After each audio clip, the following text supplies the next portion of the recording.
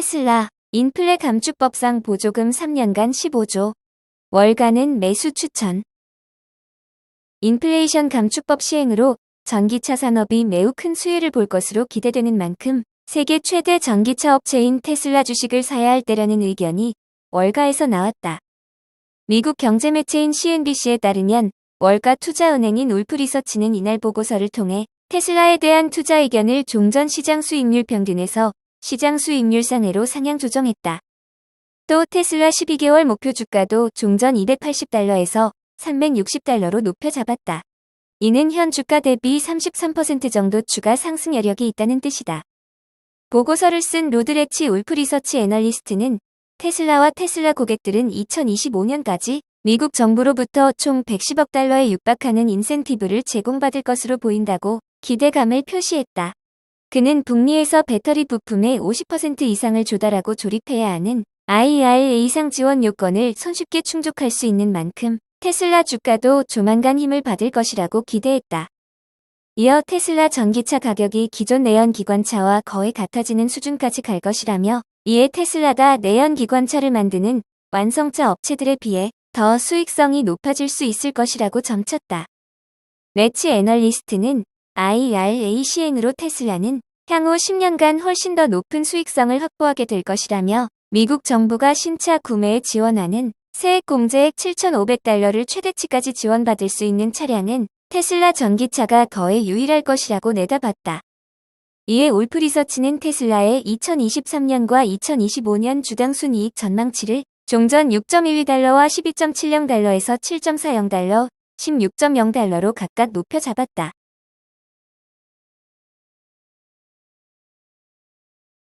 포드 리비안 일부 전기차 모델 리콜 발표. 포드는 이날 머스탱 마하이를 리콜한다고 미국 교통안전청 홈페이지에 게시했다. 포드는 차량의 오른쪽 리어 엑슬 하프 샤프트가 부적절하게 제조되어 부러질 위험이 있다고 밝혔다. 해당 모델을 가진 소비자는 무료로 차를 점검 및 교체가 가능하다. 리비안도 리콜을 발표했다. 리비안은 R1S SUV와 R1T 픽업 트럭에 앞좌석, 벨트 버클이 부정확하게 설치되었다면서 이 부문의 무료 점검 및 교체가 가능하다고 발표했다. 자동차 사업 부문에서 리콜은 자주 일어나는 일이다.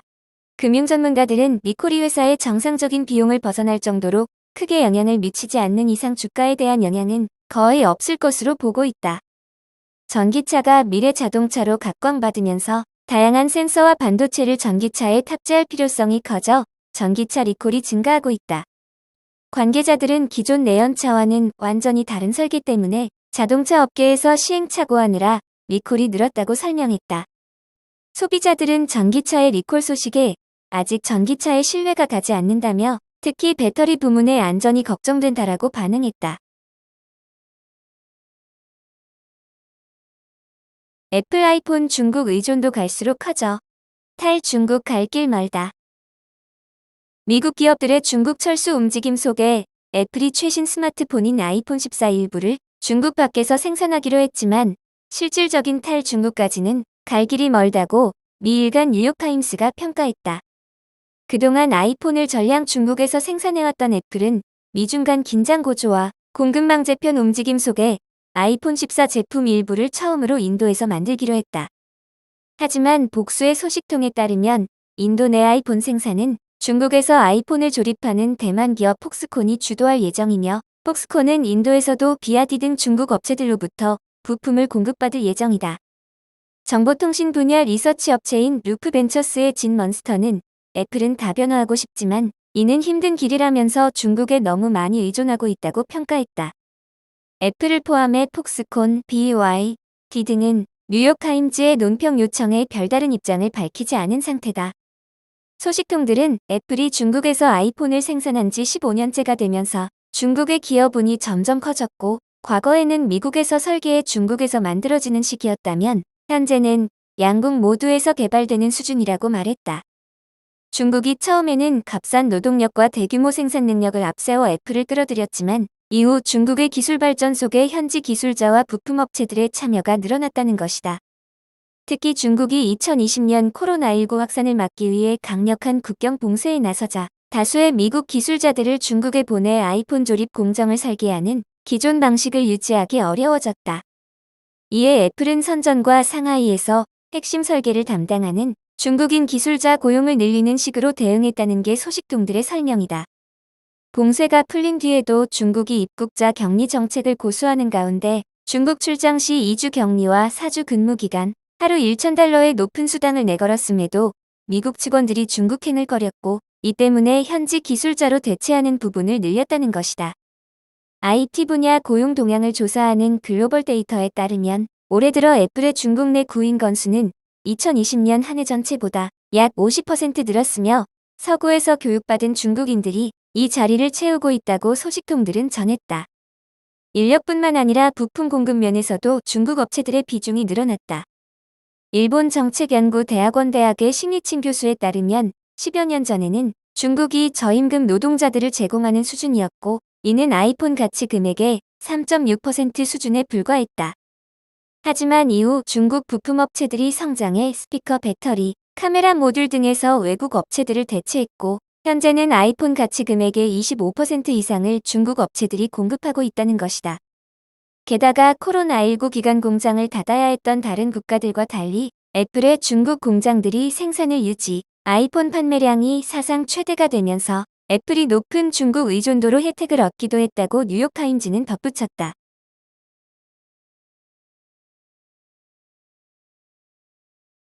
미국 AI 반도체 수출 제한, 중국 자율주행 기술에 타격 미칠 것. 미국이 인공지능용 반도체의 대중 수출을 금지함에 따라 중국의 자율주행 기술과 데이터 센터 개발 등이 타격을 받을 것이라는 전망이 제기됐다. 중국 경제매체 차이시는 시장 관계자들의 발언을 인용해 엔비디아의 A100과 곧 출시될 H100 그래픽 처리 장치에 대한 수출 제한이 중국 자동차 제조업체의 자율주행 연구에 영향을 미칠 것이라고 보도했다. 미국 바이든 정부는 지난달 글로벌 반도체 기업인 엔비디아와 AMD의 AISE는 고성능 GPU 칩을 중국에 판매하지 못하도록 수출 금지 명령을 내렸다. 중국에 판매하려면 미국 정부의 승인을 받도록 하면서 사실상 수출을 막은 것이다. 전기차 업체인 샤오펑의 허샤오펑 회장은 자신의 웨이신 계정에 올린 글에서 나쁜 소식은 이런 제한이 자율주행 알고리즘에 모든 클라우드 컴퓨팅 플랫폼 교육에 도전을 가져올 것이라는 점이다라고 밝혔다. 그는 그러나 좋은 소식은 우리가 몇 년 동안 수요를 충족할 만큼 충분한 제품을 구입했다는 것이라며 당장에 미칠 영향은 적다고 강조했다. 또 다른 전기차 제조사인 니오는 올해 초 엔비디아 A100을 사용해 AI 기반 자율주행 차량을 개발하기 위한 컴퓨팅 인프라를 구축하고 있다. 니오는 이 기술을 통해 정교한 딥러닝 모델을 지속적으로 반복해 폐쇄 루프 환경에서 강력한 자율주행 알고리즘을 생성할 수 있다고 강조했다. 만약 미국의 수출 금지 장기화로 재고가 부족해질 경우 니오의 자율주행 기술 개발은 영향을 받을 수밖에 없다. 이와 관련 자율주행 기술 제공업체인 위스커즈의 우간샤 회장은 엔비디아 제품을 구매하지 못하게 되면 중국 자동차 업체의 알고리즘 훈련 능력이 저하될 수 있지만 그 영향이 치명적이지 않을 것이라고 말했다. 아직까지 관련 제품의 재고를 보유하고 있기 때문이다. 하지만 중국 회사에서 만든 제품의 경우 자율주행을 위한 기본 요구 사항만 충족할 뿐 컴퓨팅 용량과 속도 측면에서 엔비디아나 AMD와 격차가 크다며 수출 제한에 대한 우려를 나타냈다. 전문가들은 자율주행 외에도 GPU 수출 제한이 데이터 센터나 클라우드 컴퓨팅 기술 발전을 방해할 수 있다고 지적했다. 엔비디아는 중국 최고의 클라우드 컴퓨팅 회사인 알리바바와 텐센트, 컴퓨팅 인프라 제공업체인 인스퍼 등의 제품을 공급하고 있다. 이들 중국 업체는 경제가 발전한 동부 지역의 데이터를 에너지가 풍부한 중국 서부에 데이터 센터로 가져와 처리하려는 동수서산 프로젝트의 핵심 기업이다. 전문가들은 중국의 클라우드 컴퓨팅 회사가 미 상무부로부터 GPU 수출 승인을 얻지 못하면 데이터 인프라 구축이 지연될 수 있고 저가형 수입 또는 국내 제품을 사용해야 할 수 있어 AI 모델의 효율성에 영향을 미칠 수 있다고 예상했다.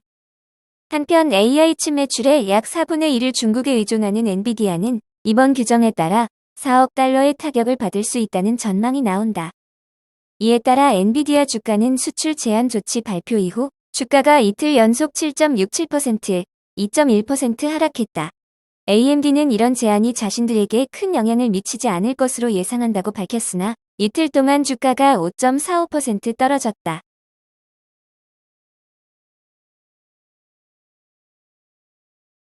전기차 인도량 늘었는데 중국 대표 전기차 니오 2분기 어닝 쇼크. 중국을 대표하는 전기차 스타트업인 니오가 2분기에 적자폭이 크게 확대된 실망스러운 실적을 내놓았다.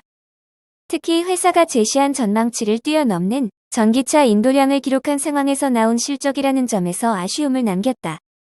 미국 경제매체인 CNBC에 따르면 니오는 2분기 매출액이 15억 4천만 달러, 조정 주당 순손실이 20센트였다고 밝혔다.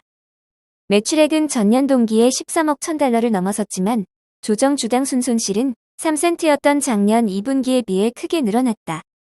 또 총마진은 13.0%를 기록해 앞서 1분기의 14.6%보다 큰 폭으로 낮아졌고 작년 2분기의 18.6%에 비해서는 무려 5.6%포인트나 줄었다.